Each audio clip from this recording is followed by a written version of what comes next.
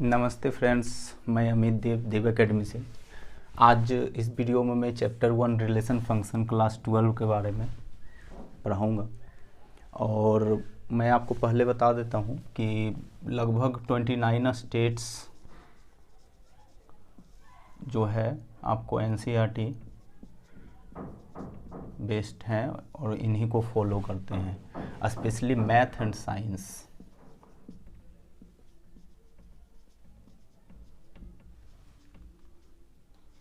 Specially math and science. तो सबसे पहले हम बात करेंगे कि रिलेशन एंड फंक्शन क्या होता है।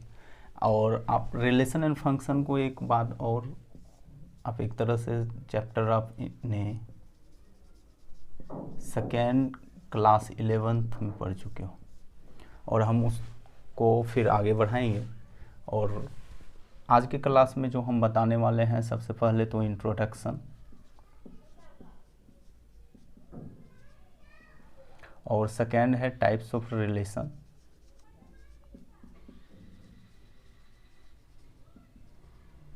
एंड थर्ड है इस पर बेस प्रॉब्लम्स।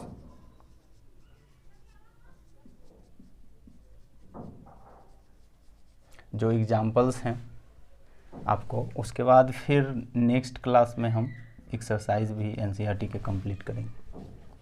तो आइए हम सबसे पहले इंट्रोडक्शन में देखते हैं। तो इंट्रोडक्शन की अगर हम बात करें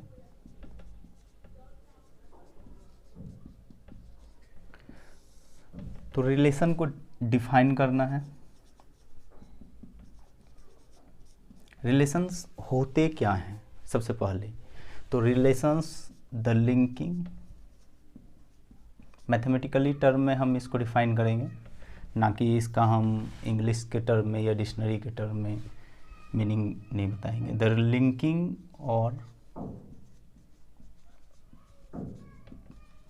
connecting between two different objects और क्वांटिटीज लाइक टू सेट्स। दो सेट्स के बीच जो रिलेशन होगा वो बताएंगे। इसके कुछ एग्जाम्पल हम देख लेंगे।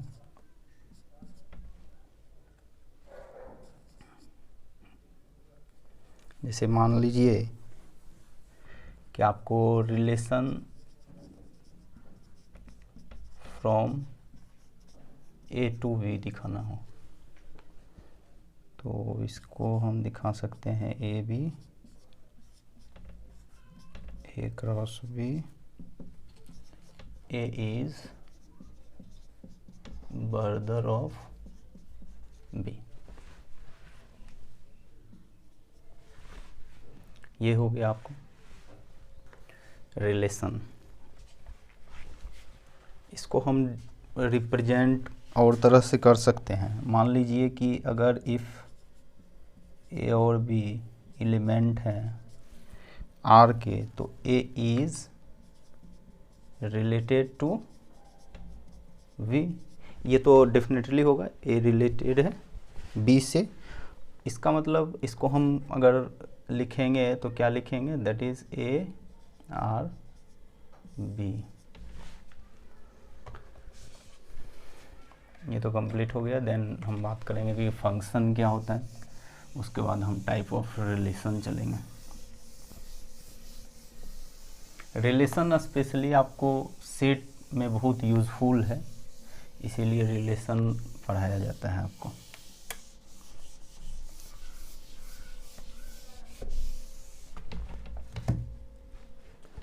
देन फंक्शन,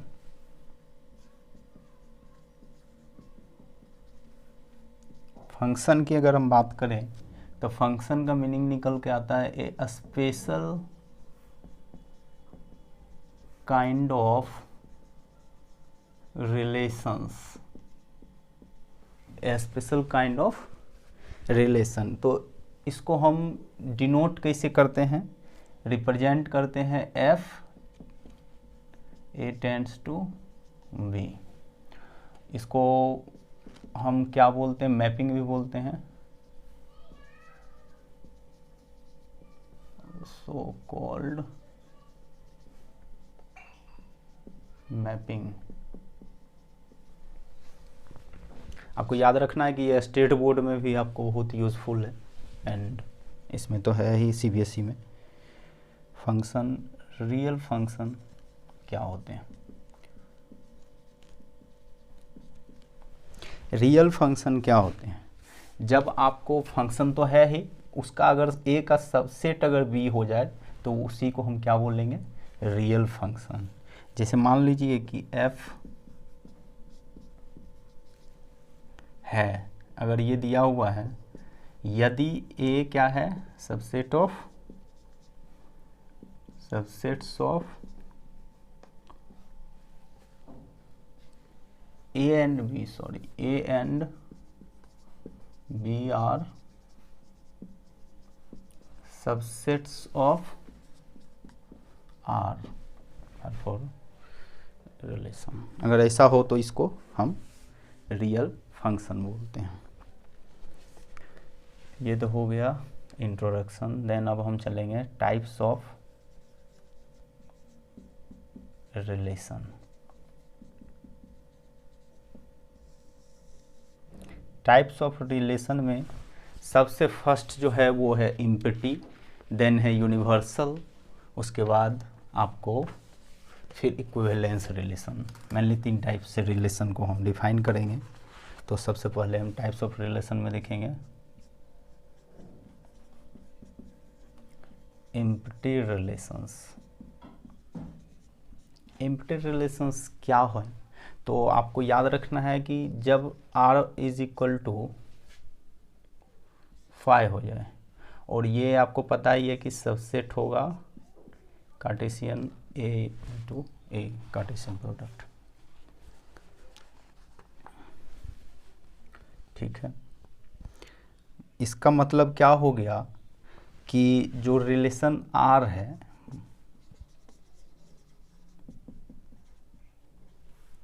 रिलेशन r जो होगा उसको हम सेट A में क्या बोलेंगे, in a set A is called empty. कब? जब कोई भी एलिमेंट A का वो R में क्या हो, आपको वो रिलेटेड नहीं हो R से। If no element of A is not related to element, any element of A, इसका मतलब है कि R 5 होगा। ये तो हो गया पहला। दूसरा होता है यूनिवर्सल रिलेशंस। यूनिवर्सल रिलेशंस क्या होते हैं ये देख लेते हैं। इम्पिटी रिलेशन तो हो गया, आपको यूनिवर्सल रिलेशन। यूनिवर्सल रिलेशन कब होगा? जब each element of A is related to every element of A.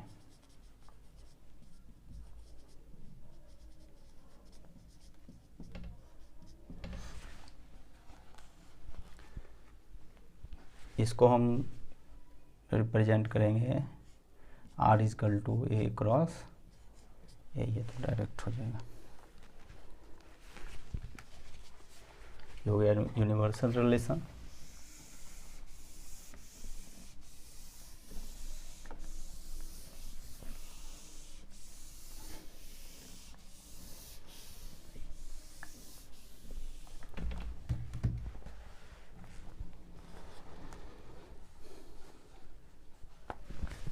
तीसरा है आपको ट्राइबल रिलेशन। ट्राइवल रिलेशंस क्या होता है आपको याद रखना है। इफ ए रिलेशन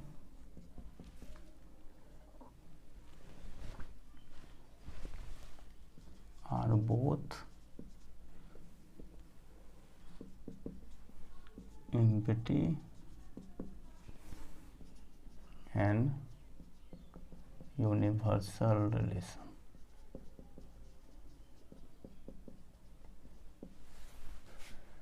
चार नंबर में होता है इक्विवेलेंस रिलेशन।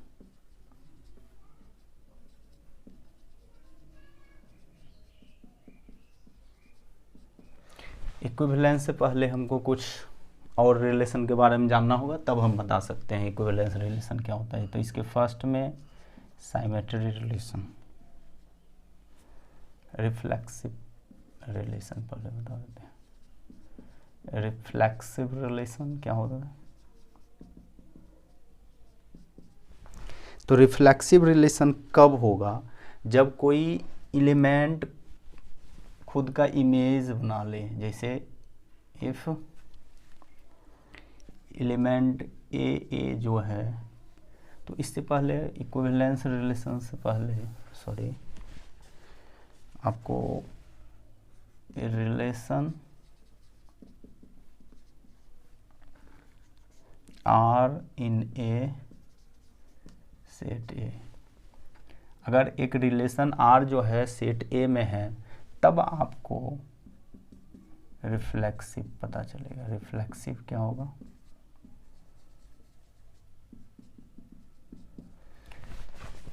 अगर ए और ए एलिमेंट हैं किसके? तो आर के, तब हमें क्या है,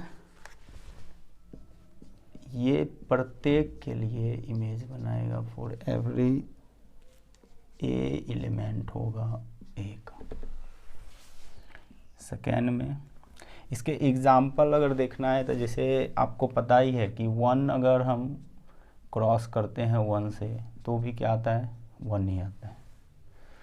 तो इवेन का अगर हम करते हैं तो इवेन ही आएगा, ऑड का ऑड आएगा। बट इवेन ऑड अगर रहेगा तो वो रिफ्लेक्सिव नहीं होगा, वो सिमेट्रिक बन जाएगा।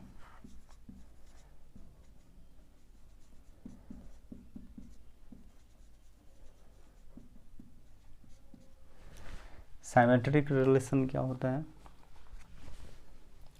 तो साइमेट्रिक रिलेशन आपको याद रखना है कि इफ A1 A2 एलिमेंट हैं R के, तो ये रिजल्ट जो देगा वो क्या देगा कि इम्प्लाइज दैट कर दो, नहीं तो इसके जो होंगे वो होंगे A2 और A1 भी हो जाएंगे एलिमेंट आर के। ठीक है, फॉर ऑल A1 और A2 के लिए। इसके भी एग्जाम्पल आप ले सकते हो। जैसे मान लीजिए कोई नंबर है ऑड और इवेन, तो इसके रिजल्ट ऑड भी हो सकते हैं, ये भी कर दें तो 3 ये आएगा। तो इस टाइप से ये आपको साइमेट्रिक रिलेशन दर्शा रहा है। 3 नंबर है आपको reflexive, symmetric and then transitive.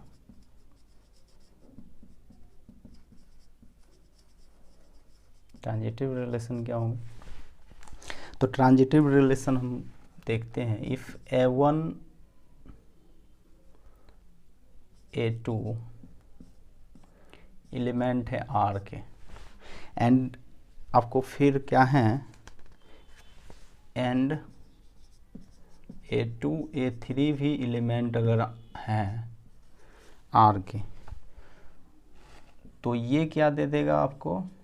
अगर ऐसा होता है तो आपको हो जाएगा A1 A2 तो है ही, तो A1 और A3 भी R के। For all A1 A2 and A3।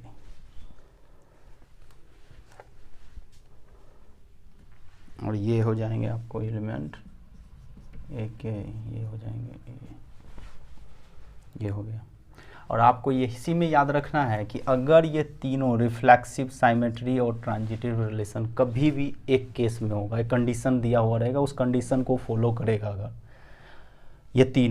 अगर ये तीनों आपको सेटिस्फाई करता है उस कंडीशन को, तो रिलेशन क्या होंगे, इक्विवेलेंस रिलेशन।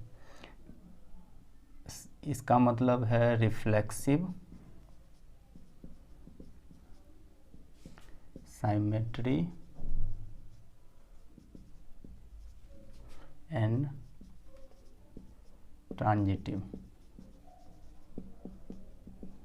अगर तीनों होता है तो वो रिलेशन क्या होगा, इक्विवेलेंस रिलेशन होगा। देन नेक्स्ट,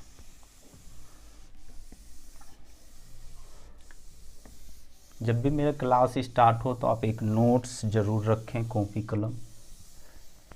उससे आपको बिना बुक का भी हो सकता है, क्योंकि हम सारे क्वेश्चन आपको लिखते हुए बनाएंगे, आपको फील भी होगा कि स्कूल में आप पढ़ाई कर रहे हो। तो ये तो हो गया मेरा। एंड इसमें हम थोड़ा सा लिखेंगे कि हम आपको, जैसे आपको पता है कि सेट को दो तरह से हम लिख सकते हैं, रोस्टर और बिल्डर, सेट बिल्डर। इसमें भी आपको रिलेशन को भी दो तरह से हम रिप्रेजेंट या राइट कर सकते हैं। जैसे में एक मेथड होता है रिप्रेजेंट रिलेशन,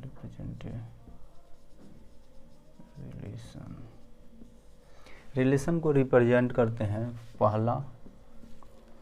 पहला जो मेथड होता है वो रोस्टर, और सेकेंड होता है सेट बिल्डर। जैसे में कुछ कंडीशन दिया होगा, मान लीजिए अगर कंडीशन क्या है, अगर सेट दिया हुआ है, मान लीजिए सेट है 1 2 और 3, 1 2 3 आपको सेट है और इसको हमको डिफाइन करना है, तो हम कैसे करेंगे।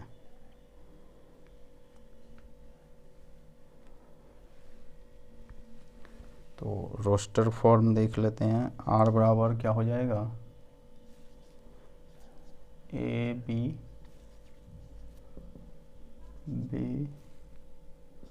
बराबर A+1।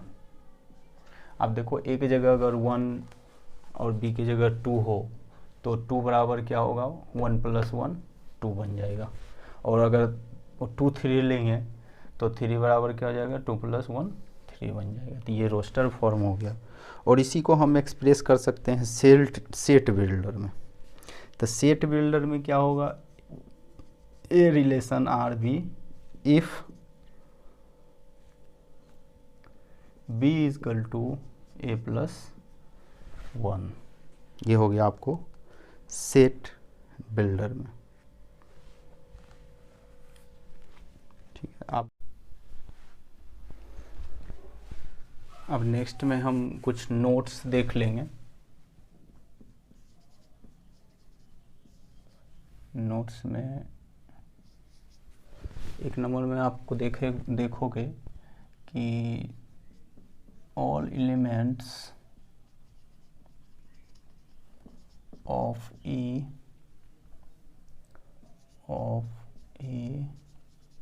are related to each other। एक दूसरे से ये जितने भी एलिमेंट्स हैं ये रिलेटेड हैं। E क्या है, तो E जो है मेरा है even integer. all elements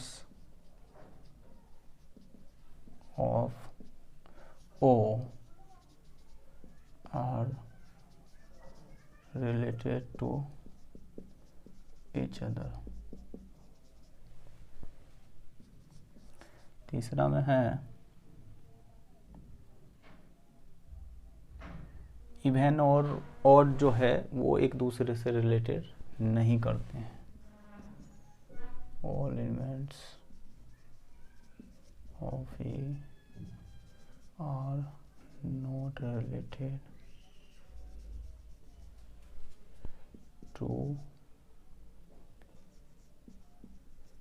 elements of O and vice versa।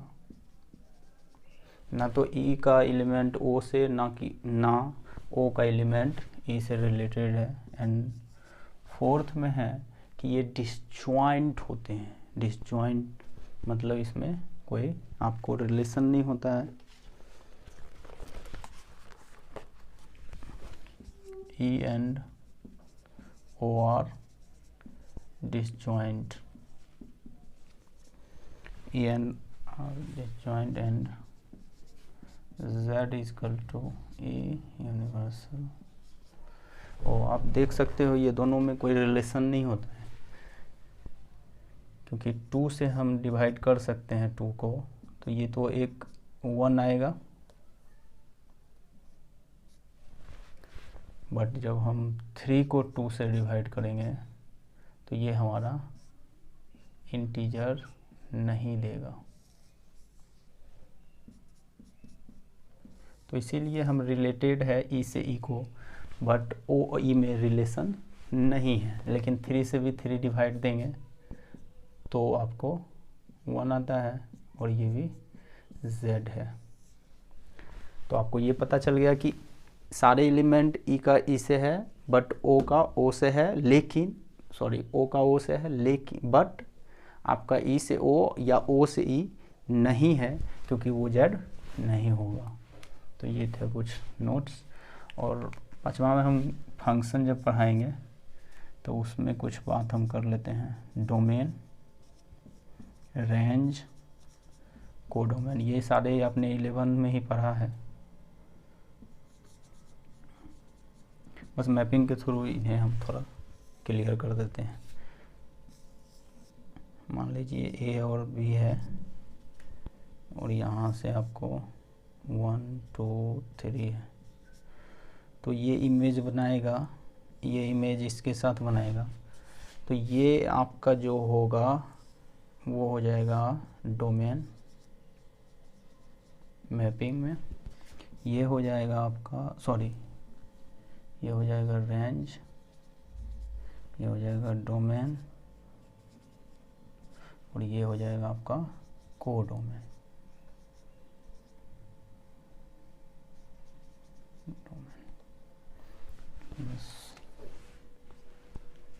और आगे से हम अब नेक्स्ट क्लास जो भी बताएंगे वो प्रॉब्लम होगा। इस जितने भी हमने आपको टॉपिक क्लियर किया कॉन्सेप्ट, उसी पर हम आगे प्रॉब्लम बताएंगे। फिर प्रॉब्लम ख़त्म होने के बाद हम एक्सरसाइज